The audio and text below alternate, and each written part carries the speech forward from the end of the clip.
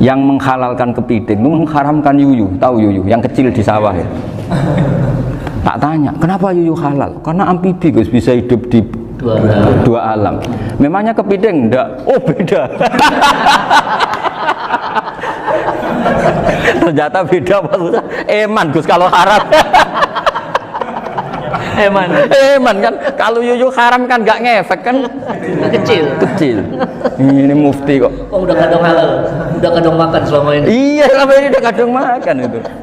Makanya banyak kiai yang mengharamkan kepiting sebetulnya, tapi minoritas kan. Minoritas. Tapi yang mengharamkan yuyu mayoritas, wong kecil aja. Jadi kita ribet ikut siapa? Gitu. Kata siapa ahli fikih gak mikir untung rugi. Makanya saya ini bingung, jadi saya ini kan kiai ya, kiai betul, susah kadang jadi kiai. Sebagian guru saya itu mengharamkan kepiting. Nah kalau kayak dolan di daerah Juwono Mas Nafis, daerah itu penghormatan tertinggi santri itu kalau nyugoi kiainya kepiting, karena itu makanan termahal. Bingung kan dia? Mau tidak makan itu kayaknya dipersiapkan betul Pak Arifin. Udah ada effort ya. Warna nyari yang mahal kan. Mau makan itu sebagian guru kita mengharamkan. Akhirnya ya ada darurat tadi. Makan sekadarnya. Kalau saya habis 3 pasti israf. Kalau habis 1 prosedur hormat yang nyugui. Itu susahnya jadi kiai. Kalau kamu kan tidak kiai, mumpung gratis.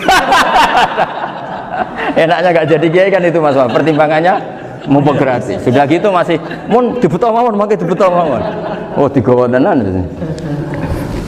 Tapi sebetulnya ada sisi naif dari yang bilang halal tadi. Ketika yang bilang halal, naif itu versinya, tapi ya nggak apa-apa, semoga dimaafkan Allah.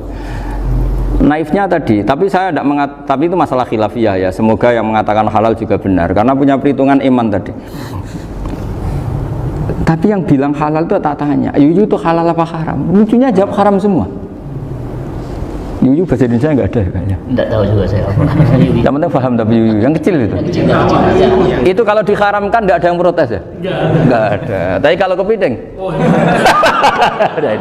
Ini pakai model apa? Coba Pak Wafa, kalau alasannya amfibi, yuyu sama kepiting sama enggak? Kalau alasannya amfibi, hidup di 2 alam. Ya, sama-sama. Sama-sama. Kenapa kepiting jadi halal? Besar, lebih bernilai. Ini juga mufti model baru. Mungkin muftinya menghalalkan gitu. Iya makanya itu. Kan jadi kayak tadi ayam jago tadi orangnya tak tanya akhirnya. Andekan yang kecelakaan itu ayam kecil. Kamu tanya saya enggak? Ya enggak, terus langsung tak buang. Kan langsung dibuang. Berhubung ayam besar. Eman kan. Tapi nurani aja sebetulnya protes. Nyembelih wis klekek-klekek wis. Kadang kan wis apa kejet-kejet itu sudah tunggu SOP dari Pak. Ya tapi apapun itu ini ilmu harus didengar ya supaya sampean tahu ya, ada hayat mustaqirrah, ada hayat mustamirrah, ada hayat ittirariyah, paling enggak kita ngerti lah. Karena nanti di bab B ya nyun sewu di bab apa B itu ya nanti nggak sahnya karena apa? Tidak mutamawal. Misalnya saya punya utang sama Pak Arifin ayam jago, tak bayar dengan jago yang mengalami kehidupan sudah seperti itu kan tidak sah. Meskipun itu hidup tapi sudah tidak hayat yang mustamirrah, tidak normal. Jadi ilmu itu apapun tidak cocok kita karena beda mazhab misalnya, tetap sebagai apa? Ilmu. Jadi jangan pernah anti ilmu meskipun kita tidak cocok. Dulu saya itu heran sama Abu Hanifah karena membolehkan merujuk wakaf. Wakaf itu kan nggak boleh ditarik kembali dalam mazhab Syafi'i dan hampir semua ulama bilang gitu. Tapi kalau kata Abu Hanifah, jika nazir yang nerima itu tidak sesuai rencana kita, keinginan kita, itu boleh narik kembali. Fa innal waqfa atiyatun makhdah, kata beliau. Wakaf itu ya pemberian normal saja. Suatu saat ada peristiwa gini Pak Arifin ya, ada orang kaya raya mewakafkan tanah itu senilai kalau nggak salah itu 60 miliar. Singkat cerita beliau bermain apa gitu, bisnis apa itu bangkrut, kemudian itu belum disertifikatkan wakaf, kemudian nggak ada yang disawang coro Jawa, nggak ada yang dilihat, terus mau dibeli sama nyuwun sewu sampai yang mau beli yang mampu itu non muslim. Singkat cerita ada orang kaya muslim yang mau beli itu tapi ada problem karena itu wakaf. Tapi kalau nggak dibeli itu malah dibeli non muslim.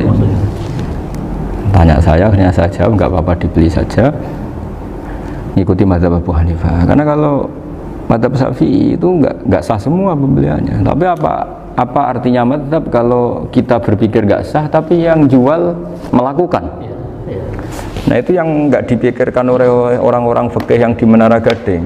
Apa gunanya kita bilang nggak sah, tapi yang punya tanah tadi tetap menjual. Karena tidak mengindahkan hukum itu, mau apa coba?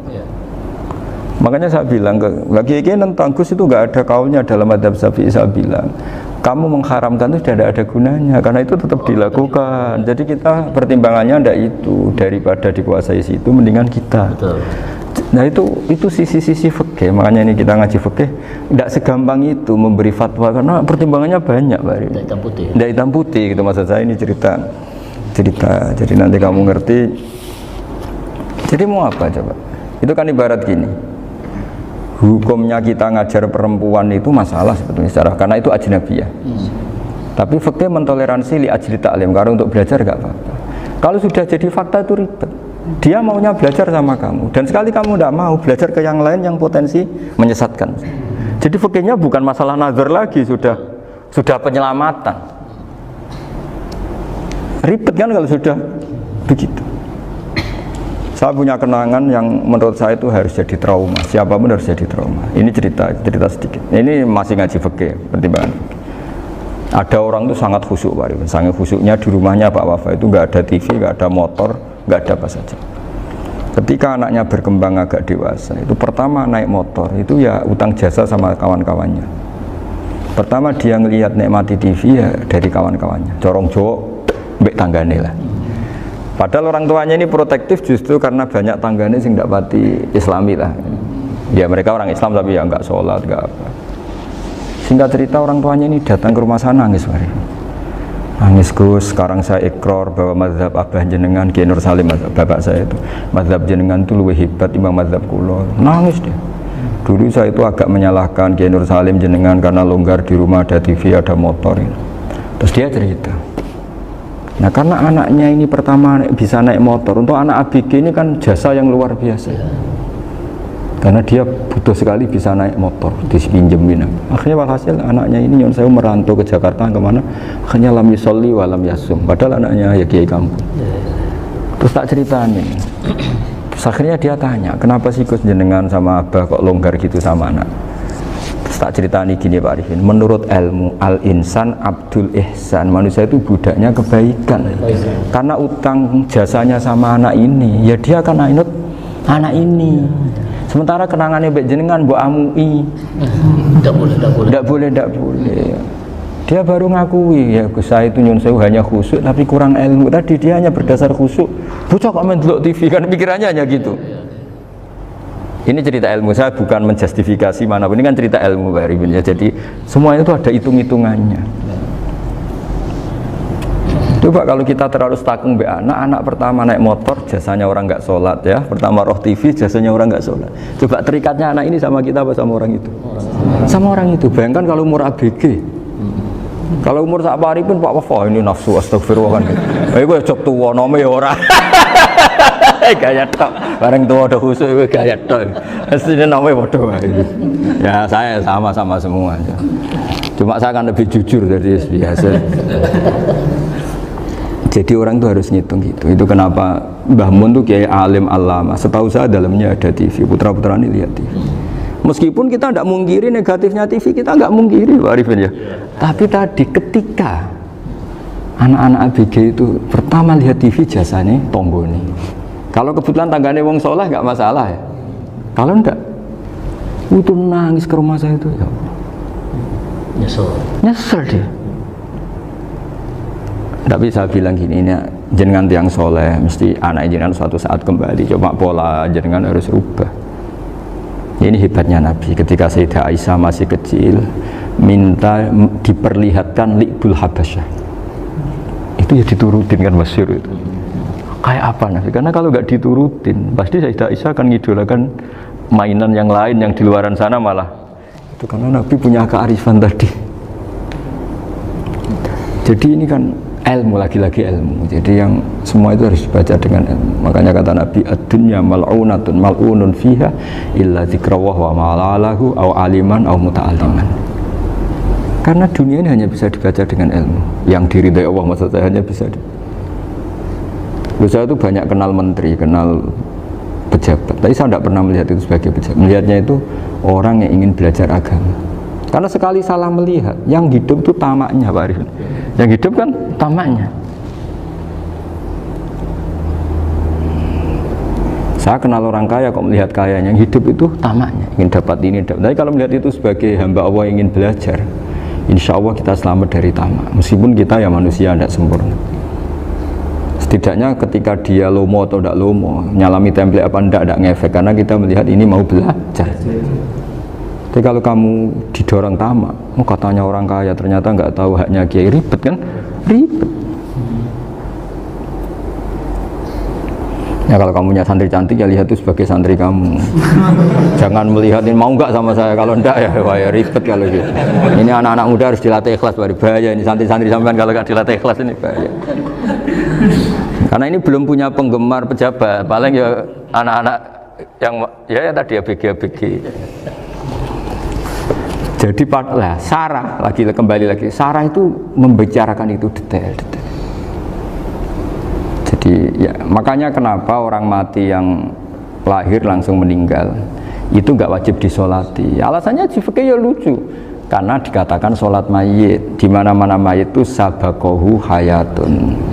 Di mana-mana namanya mati itu terdahului oleh hidup. Nah ini nggak pernah hidup langsung mati. Jadi fikih itu ya kadang lucu. Ya gitu aja alasannya. Kamu nyolati apa? Mayit. Kenapa kok mayit? Ya mayit itu namanya mayit.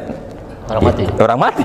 Orang mati artinya pernah hidup. Nah itu Sarah. Jadi ketika matan hanya cerita wasiktu alladzi lam yastahila, nggak pernah nangis, lam yusalla alaih. Sarah bilang mergo ora tahu urip. Kalau nggak pernah hidup berarti nggak bisa dikatakan mati. Kayak sampean miskin itu kan nggak bisa dikatakan bangkrut.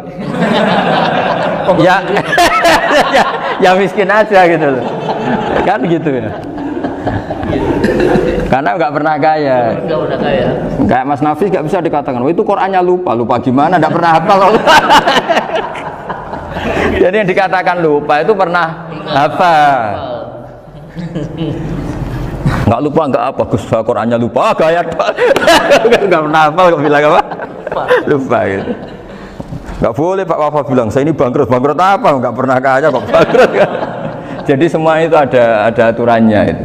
Nah itu Sarah, lagi-lagi Sarah. Jadi bahkan banyak yang syarhun ala syarhin. Jadi kayak kitab takrib itu disarai Fathul Qorib. Jadi Fathul Qorib itu sudah Sarah.